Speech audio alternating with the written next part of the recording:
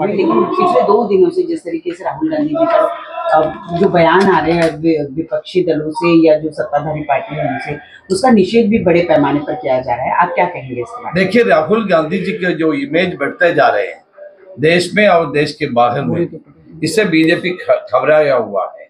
इसलिए राहुल गांधी के ऊपर जो शब्द प्रयोग कर रहे हैं वो सारे लोग आज निंदा करते जा रहे हैं। केवल कांग्रेस ही नहीं, भारत के आम लोग सारे इसको निंदा करते हैं। ये बीजेपी उसमें परेशान है। राहुल गांधी के इमेज को बढ़ते जा रहे हैं और राहुल जी के ऊपर लोगों को विश्वास बढ़ते जा रहे हैं। इसलिए और चारों स्टेट में जो चुनाव हो रहे हैं वो चुनाव में उनका मान सम्मान होते जा रहे हैं। और जनता कांग्रेस और इंडिया अलायंस के पीछे खड़े हैं, इसलिए वो लोग परेशान है। इसलिए राहुल गांधी के ऊपर ये ऐसे शब्द प्रयोग कर रहे हैं। लेकिन आश्चर्यजनक की बात है कि ये शब्द जो यूज करते हैं, चाहे शिवसेना शिंदे ग्रुप का हो, बीजेपी का हो, उसको निंदा करने के लिए प्रधानमंत्री और गृह मंत्री कोई भी बीजेपी का नेता आगे नहीं आ रहे। ये मुझे आश्चर्य हो गया। क्या ये देश की राजनीति ऐसा चलना ठीक है? राहुल गांधी जैसे एक बड़ा नेता विपक्ष के ऊपर जो शब्द इस्तेमाल कर रहे हैं, इसके लिए रोकने का काम किसको होते हैं? वो बीजेपी को होते हैं, सत्ता पक्ष को होते हैं। लेकिन उन्होंने कुछ नहीं बताया। लेकिन इसका जवाब भारत की जनता देगा। आज महाराष्ट्र में पूरे जगहों में इसके विरोध में प्रदर्शन होगा, इधर भी होगा। सर, साथ ही कल वन नेशन वन इलेक्शन के बारे में कैबिनेट में डिसीजन हुआ है जिसकी जानकारी दी गई है। आप लोग इसे किस तरीके से देखते हैं? देखिए, हमारे प्रजातंत्र को खत्म करने की साजिश चल रही है। क्या म्युनिसिपैलिटी के चुनाव और देश के चुनाव एक साथ करना से क्या मतलब क्या है? मुद्दा एक है, प्रदेश की मुद्दा और राष्ट्र की मुद्दा वो तो विभिन्न होते हैं। तो इसी चुनाव के एक देश एक चुनाव करने में हम लोग सहमत नहीं है। कांग्रेस अध्यक्ष ने उसके बाद को बताया है, हम सारे लोग मिलकर के उसको विरोध करेंगे। लगता है कि खास करके अभी महाराष्ट्र के चुनाव नहीं हुए, झारखंड के चुनाव नहीं है, तो जानबूझकर इन स्टेट्स के चुनाव आगे ढकेलने के लिए या इन स्टेट में अपनी सत्ता बनाए रखने के लिए ये डिसीजन लिया जाए? देखिए, एक देश एक चुनाव बोलने वाली 5 स्टेट का चुनाव एक साथ क्यों नहीं अनाउंस किया? पहले महाराष्ट्र भी हरियाणा और जम्मू कश्मीर के साथ अनाउंस करते थे। तो जहां उनको फायदा है उधर करने का और जहां नहीं फायदा है उसको रोकने का काम चल रहा है। इसलिए ये सब जनता देख रहे हैं, जनता को मालूम है आने वाले चुनाव महाराष्ट्र में भी और अन्य प्रदेशों में कांग्रेस को और इंडिया अलायंस को भारी बहुमत से जितवाई। महाविकास आघाड़ी में विकास आघाड़ी की कल बैठक हुई थी, परसों भी बैठक थी। जगह बंटवारा का कभी तक चलेगा? जल्दी हो जाए। नहीं, लेकिन वो उनका संजय पांडे जी जो कि एक विवादित अधिकारी रहे हैं, वो आज कांग्रेस में प्रवेश कर रहे हैं। कौन? संजय पांडे जो मुंबई के सीपी रह चुके हैं, वो आज 4 बजे वर्षा गायकवाड़ जी की अध्यक्षता में प्रवेश कर रहे हैं। देखिए, अभी बहुत सारे लोग पार्टी में आ रहे हैं क्योंकि वो लोग जानते हैं कि बीजेपी और महायुति एक डूबे हुए इतिहास है। इसलिए सारे लोग कांग्रेस में आ रहे हैं। वो अच्छा है, आने दो। सर, वक्फ बिल के बारे में अमित शाह साहब ने कहा कि ये पास होगा, इस बारे में आप क्या कहना चाह रहे हैं? हमारे इस पे बारे में हमारे मेंबर्स हैं, उन्होंने अपने वक्त को बताया है। वक्फ बोर्ड में जो भी करना है तो सबसे बात करके करना है और इसे केवल हम मुसलमान को भी उसमें जोड़ना ठीक नहीं है। ये बातों को हमने पहले भी बताया है। हम आने वाले दिनों में पार्लियामेंट के अंदर भी ये बात रहेगी। भारतीय जनता पक्ष देशात सुद्धा घाबरलेले आहे। महाराष्ट्र पूर्णपणे भारतीय जनता पक्षाच्या विरोधात गेलेला आहे, महायुतीच्या विरोधात गेलेला आहे। हे निवड भारतीय जनता पक्ष नाही, तर त्यांना मदत करणारे सरकारमध्ये येणारे जे आहेत त्यांच्या विरोधात सुद्धा जनता आहे आणि तो निर्णय आज भूमिका मांडली की भाजप हे किती घाबरलेला पक्ष आहे। सत्तेपासून आता आम्ही पुढच्या काळात दूर जाऊ अशी भीती त्यांच्या मनात सुरू झालेली आहे आणि सत्तेतून बाहेर काढण्यासाठी रणसिंग राहुल गांधीने पुकारलेला आहे त्याच्याबरोबर जनतेचा प्रतिसाद मोठ्या प्रमाणात पूर्ण देशाभरामध्ये राहुल गांधींना मिळत आहे. हे 400 पार ज्या गोष्टी करणारी लोक होती ती बहुमतही प्राप्त करू शकले नाही. कुबड्यानं सरकार चालवत आहे हे आपण पाहतोय. आणि राहुल गांधीजींनी लोकसभेमध्ये ज्या पद्धतीने विरोधी पक्षाच्या नेत्याची भूमिका निभावली त्याच्यामुळे नरेंद्र मोदींची आणि त्यांच्या सगळ्या पक्षाची जी भाजपची जी हवा निघालेली आहे जे वास्तव्य लोकांच्या समोर येत आहे ते वास्तव्य पुढे येऊ नये पुन्हा. आणि म्हणून राहुल गांधीजीलाच आता जीवे मारण्याचा मानस भाजपचे आमदार त्यांचे खासदार त्यांच्यासोबत असलेले पक्ष ज्या पद्धतीनं देशभरातून एक वातावरण निर्माण करत आहे हे या देशातली लोक आणि काँग्रेस जण कधी मान्य करणार नाही. आपण पाहिलं की हे सगळे मुद्दे जाणून बुजून कारण की राहुलजींचं अमेरिकेचं जे स्टेटमेंट आहे ते संविधानाच्या पोषक त्यांनी मांडलेलं आहे. त्यांनी सांगितलं आणि काँग्रेस परंपरा राहिलेली आहे की ज्या काँग्रेसनी संविधान बनवलं त्याच काँग्रेसनी संविधान जोपासलं. राज्यघटना तयार करण्यासाठी डॉक्टर राजेंद्र प्रसाद यांच्या अध्यक्षतेखाली डॉक्टर बाबासाहेब आंबेडकरांना त्या कमिटीचे सदस्य म्हणून ती घटना लिहिण्याची पूर्ण जबाबदारी बाबासाहेब आंबेडकरांना दिली. आणि त्या घटनेला सांभाळून ठेवून हा देश गेल्या 75 वर्ष आज लोकशाहीच्या व्यवस्थेत चाललेला आहे. चहा विकणारा माणूस देशाचा प्रधानमंत्री झाला त्याचं कारण असं आहे की आम्ही ते संविधान सांभाळलेलं आहे. इथं कुठला झाला असता कोण प्रधानमंत्री कोणाचा जन्मही नसता झाला. पण जेव्हाच गेल्या 10 वर्षापासून या देशाच्या प्रधानमंत्र्यांच्या पदावर बीजेपी आणि नरेंद्र मोदी सत्तेत आल्यानंतर संविधानाला रोज संपवण्याचं पाप ते लोक करतात. आणि राहुल गांधीजी एकटे लढतात आहेत की कुठल्याही परिस्थितीत संविधानाला आम्ही हात लावू देणार नाही.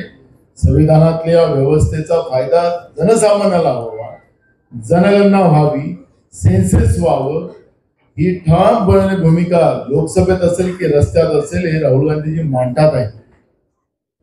हीच भीती बीजेपीच्या मनात आहे की उद्या हा दबाव तयार झाला आणि जनगणना जातनिहाय करावी लागली तर आमचं काय होणार, मुठभर लोकांचं काय होणार ही काळजी भाजपला सुरू झालेली आहे. आणि म्हणून राहुल गांधीला धमकवण्याचं काम सुरू केलेलं आहे. जसं रावणाने भगवान श्रीरामाला धमकवण्यासाठी पहिले आपली पोरं पाठवली पण भगवान श्रीराम हे सत्याच्या मार्गात होते, अहिंसेच्या मार्गात होते, हिंसेला कधी साथ दिली नाही.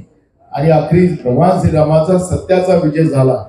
तसंच राहुल गांधीजी सुद्धा हे सत्याच्या मार्गाने आहे आणि संविधानाच्या बाजूने आहे. आणि म्हणून किती काही कोणी केलं तरी राहुल गांधींचाच विजय होईल अशा पद्धतीचं चित्र आहे. ज्या लोकांनी राहुल गांधींना धमकवण्याचं काम केलेलं आहे त्या सगळ्यांवर कारवाई केली पाहिजे आणि नरेंद्र मोदी अमित शहानी याचा खुलासा केला पाहिजे. ही भूमिका काँग्रेस पक्षाची आहे. आज आपण राज्यातली परिस्थिती पाहिली की निवडणुका पुढे लागतात आहे. आता ते राज्यातले मुख्यमंत्री असतील, उपमुख्यमंत्री, मंत्रिमंडळ फिरायला लागलेलं आहे. आज बुलढाण्यामध्ये मुख्यमंत्री दौऱ्यावर होते, त्यांचा प्रचार करत आहेत. ते आता त्यांना निवडणुकीची काळजी लागलेली आहे. पण शेतकरी त्याच्यात घुसलेत आणि शेतकऱ्यांनी आपल्या रक्ताने त्या अर्जावर सही लिहिलेली आहे, सह्या केलेल्या आहे की आमच्या ज्या मागण्या आहेत तुम्हाला अर्ज त्यांचा रक्तानं भरलेला सह्या केलेला अर्ज मी तुम्हाला पाठवतो लागेल. नसेल तर मी पाठवतो. तुमचं आहे का? मी पाठवतो तुम्हाला. आणि त्या रक्ताने भरलेल्या ह्याच्यानी शेतकऱ्यांनी सह्या मारलेल्या आहेत की आमच्या सोयाबीनला भाव म्हणजे आपण सांगितलं होतं हेच देवेंद्र फडणवीस मोर्चे काढायचे की 6,000 रुपये सोयाबीनला भाव मिळाला पाहिजे. आता सोयाबीनचा भाव 420 रुपये हा सोयाबीनचा भाव आहे. म्हणजे 6,000 कुठं 420. खताचे भाव वाढले, सगळे त्याच्यावरचा खर्च वाढला, डिझेलचा खर्च वाढला आणि उलटा रेट कमी केला. आणि म्हणून आज शेतकऱ्यांनी रक्तानी आपल्या सह्या करून मुख्यमंत्र्यांच्या ताफ्यामध्ये घुसून त्या ठिकाणी दिल्या आणि त्या शेतकऱ्यांवर गुन्हे दाखल केले. अहो अन्नदाता तुम्हाला आपल्या भावना मांडतात आहेत. आता तुम्ही सत्तेत आहात, आणि आता तुमच्यासोबत प्रोटेक्शन आहे, आता निवडणुका लागू द्या मग फिरा तुम्ही. आता शेतकऱ्यांचा नमुना आहे, किती शेतकऱ्यांना तुम्ही जेलमध्ये टाकणार? तुमचे नरेंद्र मोदी प्रधानमंत्री शेतकऱ्यांना खालिस्तानी म्हणतात, आंदोलनजीवी म्हणतात, आतंकवादी म्हणतात. आणि म्हणून या शेतकरी विरोधी जे भाजप आहेत, त्यांचे सत्तेतले लोक आहेत, त्यांचा आम्ही निषेध करतो. अन्नदात्याचा विरोध ज्या पद्धतीने आज यांच्या विरोधात जे चाललेला आहे, यांना सत्तेच्या बाहेर काढल्याशिवाय हे अन्नदाता आता शांत बसणार नाही, अशी परिस्थिती आहे. महागाई इतक्या झपाट्यानं वाढवलेली आहे. एकीकडे भगिनींना थोडेसे पैसे द्यायचे आणि सगळ्या आता सणासुदीच्या काळामध्ये सगळ्या गोष्टीच्या किमती वाढवायच्या, द्यायचे थोडेसे आणि त्यांच्या खिशातून मोठ्या प्रमाणात पैसे काढायचे आणि बहिणीला लुटायचं आणि मूडभर लोकांना द्यायचं. ही जी प्लॅनिंग यांची आहे, ही प्लॅनिंग पण आता सगळ्यांच्या लक्षात आलेली आहे. त्यामुळे हे सरकार आता सत्तेच्या बाहेर गेल्याशिवायच आता लोक त्याला सत्तेच्या बाहेर घालवल्याशिवाय शांत बसणार नाही. ही परिस्थिती आज महाराष्ट्रामध्ये आहे. हरियाणा आणि जम्मू काश्मीर या दोन्ही राज्यामध्ये काँग्रेस अलायन्स या दोन्ही ठिकाणी जिंकेल आणि ती भीती असल्यामुळे राहुल गांधीजीला टार्गेट केल्याचं काम हे लोक करतात आहे. त्याचा निषेध आम्ही आज पूर्ण महाराष्ट्रात केलेला आहे. समजा हे थांबलं नाही तर काँग्रेस आणि सामान्य जनता महाराष्ट्रामध्ये जेल भरो आंदोलन पुढच्या काळात करेल, असा सुद्धा इशारा आम्ही देतो. नाना, सांगलीमध्ये नितेश राणे जे आहेत ते सभा घेत आहेत आणि त्या सभेदरम्यान त्यांनी अनेक भडकाऊ वक्तव्य केलेली आहेत. भिवंडीमध्ये जर मिरवणुकांवर दगडफेक होणार असेल तर आम्ही ईदचा दिवस निघू देणार नाही, अशी वक्तव्य त्यांनी केलेली आहे. मला हे कळत नाही या भाजपच्या लोकांना काय झालं आणि काय त्यांना ज्यादा अधिकार भेटले. पोलीसवाल्यांच्या बायकांना शिवा घालतात, त्यांच्या पोरांना शिवा घालतात, पोलिसांना शिवा घालतात. मला वाटतं की पोलिसांनी पण हिंग आता दाखवलं पाहिजे यांना. मुसलमान आणि हिंदूची भांडणं लावणं हे भाजपचं कामच आहे. हे मुस्लिमही समजतात. ज्या शहरामध्ये इथंही त्यांनी एक प्रयोग करून पाहिला, पण इथल्या सामाजिक ऐक्याने त्या गोष्टीला सांभाळून नेलं म्हणून इथं हिंसा झाली नाही. त्यांचा प्रयत्न सुरू आहे.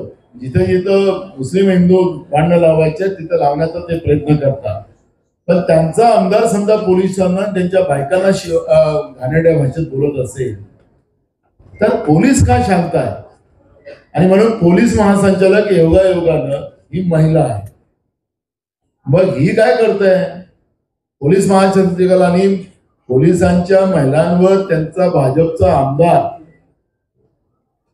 ज्या पद्धतीने टीका करतो आहे त्याच्याबद्दल पोलीस महासंचालक का शांत आहे? का त्या भाजपचं काम करतात?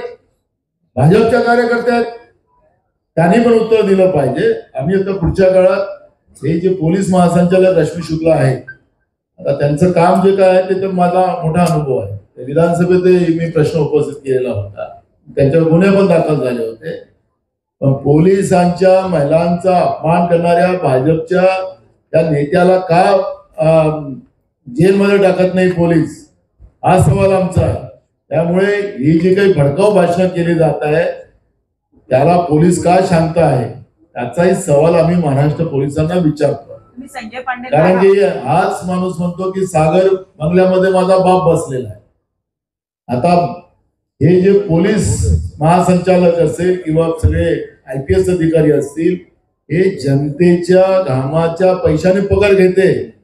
काही त्या सागर बंगल्याच्या घामाचा पैसा नाही आहे. हे जनतेचे नोकर आहेत आणि जनतेचं रक्षण करणं हे पोलिसांचं कार्य आहे. त्यामुळे सागर बंगल्यात कोणाचा बाप बसला असेल पण पोलिसांची ड्युटी पोलिसांनी केली पाहिजे, ही भूमिका आमची. पण ज्या